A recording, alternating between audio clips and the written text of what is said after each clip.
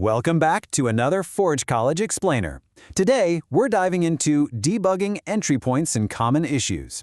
This is a super important piece of our module on developing and testing entry points in Rust, which fits right into our broader programming with Solana track.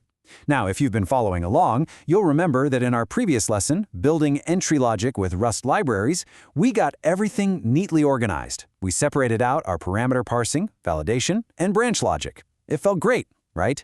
But now, well, now it's time to face the music. I just absolutely love this anonymous quote. Debugging is like being the detective in a crime movie where you are also the murderer. Because honestly, it's so true. You beautifully organized your code in that last lesson, but suddenly your local unit tests are failing. Panics are being thrown left and right, assertions are failing, and that makes you both the lead investigator trying to solve the problem and, unfortunately, the prime suspect who wrote the code. But don't sweat it, we're going to close this development loop together. Here is our case file dossier for today. The crime scene, the suspect lineout. Case 1, the loud crime. Case 2, the silent heist, the interrogation loop, and finally, the debug report. Let's get into it. Section 1. The crime scene, where good code goes bad. Okay, so when you're testing Solana entry points, the crime scene is almost always littered with two things: failing assertions and unexpected panics. And our goal is to fix these deterministically. Do you want to know your absolute best forensic tool for doing that? It's simply enabling verbose backtraces. By just exporting the Rust_backtrace environment variable to 1 in your terminal before running your tests, Rust will print out the exact call stack when a panic occurs. So instead of getting some generic thread panicked message that leaves you guessing, you get a detailed map pointing directly to the exact faulting line of your Rust code. It's literally a game changer for isolating exactly where the execution went off the rails. Section 2. The suspect lineup, profiling common runtime failures. So here's our lineup of the usual suspects responsible for breaking your Solana programs. Recognizing these failure signatures is going to save you hours of guesswork. First step, we have the index out of bounds panic. The likely cause here, an off by 1 error or an unexpected slice length. You're going to want to inspect your parameter parsing and indexing logic for that one. Next is the assertion failure, unexpected state. This usually means a handler was entirely skipped or state just wasn't updated at all. Where do you look? Check your conditional guards and boolean logic. Finally, the option unwrap panic. This happens from unvalidated option usage or an unexpected none value, and you'll want to hunt this down in your deserialization or parsing code.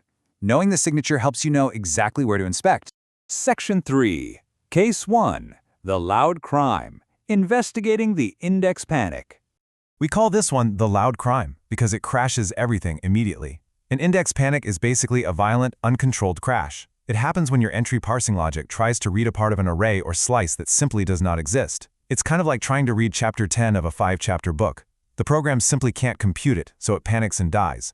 In the context of a Solana program, doing direct indexing without explicit bounds checking is a massive liability. If a user sends malformed instruction data and your parsing logic calculates a bad index, your whole program just halts. Now, let's look at how to fix this. In our first snippet, we have the crime itself, direct reckless indexing. If that index variable is too large, boom, instant panic. But in the second snippet, we have our solution, a safeguard clause. We explicitly check if the index is greater than or equal to the array length, and if it is, we don't panic. Instead, we return a controlled, testable result error, like an index out of bounds error. We just replaced a catastrophic crash with a polite, descriptive rejection. This converts an unpredictable failure into a deterministic, highly testable behavior. Moving on to Section 4. Case 2. The silent heist. Uncovering validation inversion. This brings us to a much stealthier crime. Validation inversion is incredibly sneaky. It's a logic error where your Boolean guards are inverted, kind of like a flipped if statement. In this scenario, the code doesn't crash at all. There are absolutely no loud alarms. It just quietly bypasses the intended logic, returning early and leaving your state completely untouched. You run your program, it says success, but nothing actually happened, and your tests are just left scratching their heads. To catch this silent thief, you've got to write a strict assertion test that proves the expected state change actually occurred. It's really not enough that the function didn't crash. You have to verify the actual outcome. This line of code right here, think of it as your security camera. It explicitly demands proof that the state was mutated exactly as expected. If the validation was inverted and the handler skipped the update, this assertion is going to catch it red-handed. Section 5. The interrogation loop, a test-driven debugging workflow. So, knowing the crimes is one thing, but how do we systematically interrogate our code to actually fix them? It's a very real problem, isn't it? You dive in to fix a bug, you change a few lines, and suddenly 3 other tests fail out of nowhere. We need a strict, isolated environment. We need a systematic process so our fixes don't accidentally introduce brand new bugs elsewhere. Basically, we need to avoid sweeping refactors and instead focus on surgical, verifiable changes. This 4-step interrogation loop is your absolute roadmap to safe debugging. Step 1, reproduce minimally.